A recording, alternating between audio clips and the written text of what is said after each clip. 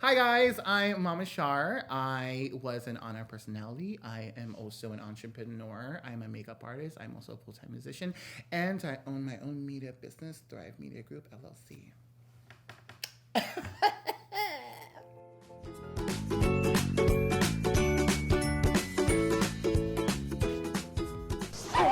Three round cakes for three people. I can read your mind. You tell me that you love me, boy. You better not waste my time. Oh, funky love. And check if your vehicle is there. Don't forget the gift. Did you say gifts? That's right. Free gift, a $20 Shell gas card. I've been in the entertainment industry per se for like 6 years, but I've done radio for 11 years, which was fantastic. I've been hosting events since I was 16 and I'm like 33 now. So, you know, she got like some experience.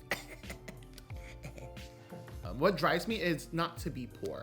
I mean, like, it's one of those things where people find it weird when I say that, but it's really true. I grew up really, not saying we're struggling, but we struggled, girl. So a lot of my drive comes from, I refuse to be poor.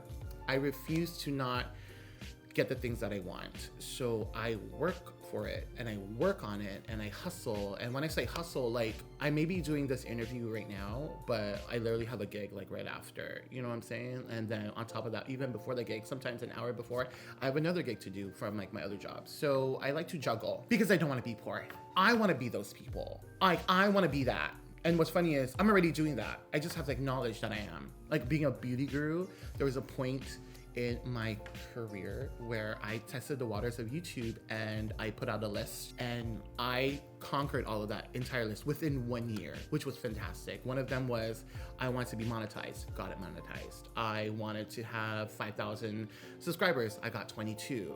And 22,000 rather, sorry. 22 only, my God, embarrassing. I wanted to hit 1 million views. One video as of today has hit 10.9 or 10 point something million views on YouTube. And got that. I wanted to have a brand deal, got a brand deal. And so it's one of those things where I just worked on it and I continued to strive. Even when things weren't going my way, I was just like, well, don't stop, just keep going. So, but a lot of it has to do with, I want to be in that position. Like, I want to be that, you know what I'm saying? Like, I want to be, I use mainly Instagram, only because I'm a huge visual learner, and so it helps when I'm able to see it. And what's funny is Facebook is very like work and personal. It's so strange. I don't know why, but I mix because I've been with Facebook for like since the beginning. Like literally when they first started, I had a Facebook. It was so funny, and yeah, Instagram is my main like person, you know. And I just discovered TikTok. I mean, not discovered it, but I just got into TikTok during the quarantine, so that one's fun. That one's really just for entertainment, but I love Instagram. Instagram is where it's at for me. Managing a business, she's not sure because I can't even manage it myself. I'm just kidding. I think a really cool tool that I just discovered from my friend David is called Video Leap. So if y'all can invest in Video Leap, trust me when I say it's so user-friendly. You can create really fun content. So that's, when I say fun content, like the editing part, you really just gotta dive in and like explore. It has benefited my brand in the later half part of my career. The beginning part was back in 2009. April 2009 is when the whole Mama Char show, bam, blossomed, like started. And so, and mind you, social media was very, very new, like 5 or 4 years in. And it's strange because people be like, oh, it's always been in there. I'm like, no, boo. Social media is very new still, and it's growing very, very rapidly. So the first half was all about going to these events, doing them for free, putting yourself out there, making yourself known in every little way as possible. Then social media happened, like started booming even more. And what's funny is I had my first Instagram in 2011, because that's when it was available for Samsung. So imagine, like, that's when I started testing it out on Instagram. And I'm still learning all the new stuff as well. So there's still more learning to do, but yes, helping with branding, so much. When people tell you digital media is nothing, nabu. These people's mindsets are still stuck in the 90s. Like, no sis, we gotta move with the times. Okay? So yeah, social media is a very plus. Like, you need that. You need it for your branding. I hustled in the clubs, and that's actually how Mama Char was born. It was in 2007 in November. There was an opportunity for me to host for a club, and I said, all right, let's do it. So I hosted, worked 8 months for free, by the way. That's something people don't understand, and I try to explain to them. Like, I had to put my name out there. That was the only way for me to make the bar money and myself money later on. Is I went out to these events, did it for free. I was like, dude, just buy me a drink and I'll just host it. It's the fact that I was putting myself out there enough and literally starting from the bottom, and now we're here. You know what I'm saying? And that's what it took. It was all about that hustle. It was because I wanted to be, like, again, like I said in the beginning, I wanted to be that. Like, I want to do that, and I'm gonna do it. First things first. The word influencer was a concept based on, if I'm correct, on Instagram and on YouTube. And for some reason, it's being used very loosely. And the term influencer is you have the influence to influence the people, right? But the thing is, a lot of people take advantage of that in a very horrible way. So with me, I can't really call myself an influencer, but I need to start accepting that I am, because I don't realize it sometimes on how much people follow my content and how much effect I have within the community, with sometimes down to the things that I eat, down to the things that I buy. And it's so strange. It happens all the time. I would post something that I discovered, like, oh my God, I love this. Hey, where'd you get that? Oh my God, give me the link. Da da da. I'm like, wait, like, I'm not trying to share. Excuse me, you know? So imagine how, like, that has made me, like, confused a little bit. But yeah, the word influencer, or that aspect of it is really interesting. It's one of those things where I constantly have to be on my best behavior in a way. But then I've come to terms with, no, if people aren't able to accept me for me, then it's like, then why? You know, it's like, you have to accept me in all forms, when I'm being mean, or when I'm just being unprofessional, or when I'm being real serious, or when I'm being happy. It's like, you have to accept all of me, because that's the only way, that's how my brain works, you know? But I learned to approach people in how they approach me. It's all about reading the room. It's all about reading the energy, the vibe that the client or the person in front of you is giving off. And it's helped me understand a little bit, you know? It's like, it's not walking on eggshells. It's all about, let me just hold back the Mama Char a bit and be like, which Mama Char do you need? Do you need the professional Mama Char? Do you want the Mama Char that's gonna be like, woo, so fun, which is me all the time? Or do you want the one where I'm bored? And sometimes I like quiet.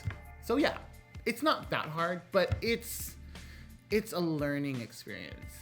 You know, about these influencers is, you don't understand, like, how much networking they have as well. It's a great investment, literally. Down to you meeting new people, down to you collaborating. The collaborations are so fun, because that's when you give the opportunity of the influencer to be creative and to create content for your brand. Whether it could be a clothing brand, whether it could be a makeup brand, whether it could be a shake brand. I don't know, it makes sense. It makes everything go round and round, you know, down to the consumer, because then the consumer be like, hey, you did this thing for this company, and then it trickles. And don't forget, we're always on our phones. Like, I'm on this thing so much, so anything that I see is like, boom, attention. Everyone's attention span lately has been a little shorter, so a lot of these things it's in the palm of your hands. Literally, it's in the palm of your hands, girl. They will see your ads everywhere. Just saying. Hire me. I'm really good. I'm just saying. Hi, lovelies. Hi, MTV Asia. Mama Char here. And I just want to let you know that you're beautiful. You're worth it. Hello? I got it. I got it. Guys, I got it. Yeah! Hi, Char here, and I got a crazy ball from our friends at Bende. It has mozzarella cheese and shrimp and basically... So, in the early stages of my radio career, it was really tough because I was so sensitive to what people were saying about my weight, about how I sounded, about how I approached the stage, how I sounded on stage, how I hosted events. It started affecting me personally. And then slowly, I started gaining more, I guess you can say, a backbone, you know, like a shield, if you will. Or like, I started to toughen up because at the end of the day, those people are not on stage. Those people weren't hired to be on air. Those people weren't chosen. Sorry about it, you know? Being part of the LGBTQIA plus community, it was really hard in the beginning when I started on radio because, funny story, one of the managers at my previous job told me, this was like the first 2 years of being on radio as Mama Char, and I was told, Guam is not ready to have a gay person on air. And I was like, what do you mean? What's funny is my show wasn't a gay show. It was a bomb, fun radio show that just so happened to have a gay host. So that's where a lot of the that drive pushed me to prove him wrong. But then it made me better as not only on our personality, but also made me better as a human and how I approach people. And that's because it's like, you don't have to put people down, but yet when you do that, these people tend to rise up. You know what I'm saying? I mean, don't do it. I'm just saying that's what happened to me. And but how I respond to negative comments now is I laugh at it because these are people just behind a screen. These are people who have nothing else to do and they just want to be police. And that's okay. And that's because people are entitled to opinions. But as growing up, like my grandma used to tell me, if you don't have anything nice to say, don't say nothing at all. Period. But if there wasn't negative comments, I wouldn't be the person who I am today. Does that make sense? Do you guys get it? Yeah. So that's what happened to me. It not only helped me mold myself, but it helped me also understand, like, you're not gonna please everybody. So, but don't give up on yourself. You don't have to be a people pleaser. Be true to yourself. And so that's how I handled a lot of the negative comments. And now I literally read them and I'm gonna be like, oh, what a waste of my time. But there are times where I have fun with it and I entertain it and I respond back and then they freak out. I'm just like, you really thought.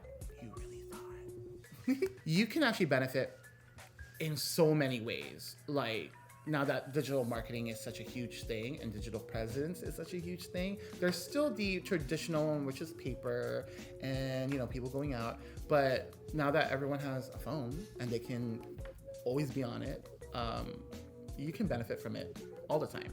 Like, I still get people who are like, oh, how do I do this? And what's funny is the tool is in their hand right here. And even taking a simple picture and then posting it. Even restaurants benefit from being online just by posting their menu. So the fact that it's so simple, but so effective, bam! You know what I'm saying? Fun tips is there's a lot of online resources literally available at the palm of your hand. Like I said, your cell phone, boo, Google, do it.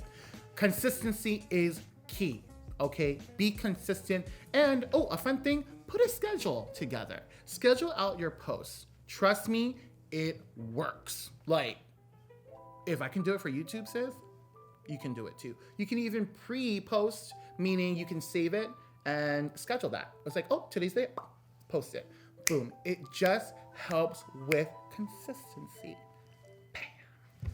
But if you fail, once again, it's your fault. Just saying, not mine.